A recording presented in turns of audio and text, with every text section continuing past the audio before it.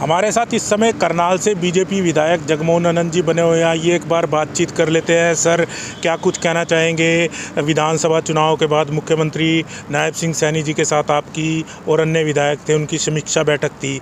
क्या कुछ आपने बातें रखी? कल से आप काफ़ी चर्चा में हैं। नहीं, चर्चा में रहने का कारण ये नहीं है। चर्चा में रहने का अपने विधानसभा क्षेत्र के जो काम हैं उन नाते से हम लोग कल माननीय मुख्यमंत्री जी ने एक अच्छी प्रथा शुरू की हुई थी। पूर्व मुख्यमंत्री श्री मनोहर लाल जी ने वो सभी विधायकों को सप्ताह में 15 दिन में एक बार बुलाते थे और उनसे क्षेत्र के विकास कार्यों से संबंधित अपना कामों की रिपोर्ट मांगते थे और कोई नए कामों के बारे में बात करते थे। उसी प्रथा को आगे चलाते हुए आदरणीय नायब सिंह सैनी जी ने कल विधायकों की बैठक बुलाई हुई थी और हर विधायक को उन्होंने 1 to 1 मिले और उस बैठक के अंदर हमारे करनाल विधानसभा क्षेत्र की कुछ मेरी मांगें थी, कुछ मेरी डेवलपमेंट के कार्य थे और उनके बारे में मेरी माननीय मुख्यमंत्री जी से बात हुई। चूँकि मुख्यमंत्री जी करनाल से स्वयं विधायक रहे हैं, उपचुनाव में उनको भारी मैंडेट दिया और आदरणीय मनोहर लाल जी ने लगभग 9.5 साल इस सीट को रिप्रेजेंट किया है, तो दो मुख्यमंत्री जी की विरासत एक प्रतिनिधि के मेरे को सौंपी गई है। उस नाते से भी मुख्यमंत्री जी बहुत लगाव करते हैं करनाल की जनता को। और जब भी आप लोगों ने भी उनसे प्रश्न पूछा तो उन्होंने कहा क्यों, आज भी करनाल सीएम सिटी ही है। करनाल के लोगों का उनके प्रति बहुत आदर और भाव है, नायब जी के प्रति। उस नाते से भी उन्होंने कहा कि भी जगमोहन जी, करनाल की जनता को किसी प्रकार से कोई तकलीफ नहीं आनी चाहिए। आप जनता की सेवा में 24 घंटे अपने आप को समर्पित करें। उन सब बातों को बात करते हुए फिर मुख्यमंत्री जी से विकास कार्यों के संबंधित बातें हुई।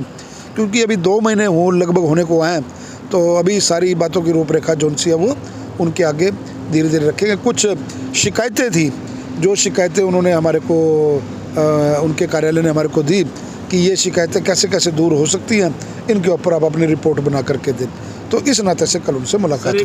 कहीं ना कहीं जो चुनाव के दौरान भीतरघात करने वाले जो कार्यकर्ता थे, जो अन्य पार्टियों में भी चले गए और कुछ अधिकारियों की भी बात आई कि उन्होंने काम नहीं किया, उसके बारे में भी आपने बातचीत की है? हाँ, कुछ अधिकारी थे जिन्होंने सोचा था कि भाई बीजेपी जा रही है और कांग्रेस आ रही है, और बायस होकर के मतलब खुल करके उन्होंने कांग्रेस के प्रत्याशी की मदद की, खुल करके उन्होंने कांग्रेस पार्टी की मदद की, जो कि राजधर्म में नहीं आता। जब चुनाव आचार संहिता लग जाती है, चुनाव आयोग आचार संहिता लगा देता है, तो सभी अधिकारियों को अपना राजधर्म का पालन करना होता है। भारतीय जनता पार्टी ने कभी किसी अधिकारी का उपयोग नहीं किया। कुछ अधिकारी ऐसे थे जो दूसरी तरफ निष्ठा रखते थे और उन्होंने बायस होकर के काम किया, कुछ वोटर्स को धमकाने का काम किया, अपने इन्फ्लुएंस का प्रयोग किया। ऐसे अधिकारियों की रिपोर्ट प्रदेश ने भी लगातार, प्रदेश अध्यक्ष जी भी और मुख्यमंत्री जी भी उनके बयान आपके सामने आए। उस नाते से भी उन अधिकारियों की एक रिपोर्ट बनाई थी और ऐसे अधिकारियों की लिस्ट माननीय मुख्यमंत्री जी को सौंपी। तुरंत माननीय मुख्यमंत्री जी ने ऊपर संज्ञान लेकर के अधिकारियों को दिशा निर्देश दिए। कानून के तहत जो कार्रवाई उनके ऊपर बनती है वो अधिकारी नपेंगे। सर, अब बात की जाए तो आगामी जो है नगर निगम के चुनाव हैं, क्योंकि 2 मुख्यमंत्रियों के साथ आप भी काम कर चुके हैं, अब करनाल की जिम्मेवारी आपके ऊपर है।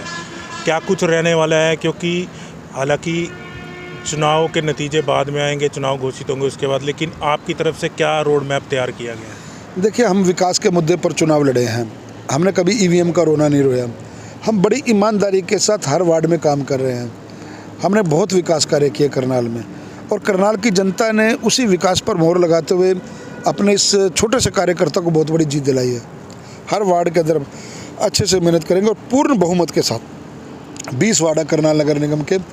मुझे उम्मीद है 20 के 20 वार्ड भारी बहुमत से जीतेंगे और हमारा मेयर करनाल से बनेगा। और मैं जनता को आपके माध्यम से विश्वास दिलाता हूं, क्योंकि ये छोटी सरकार की जाती है, शहर की सरकार की जाती है।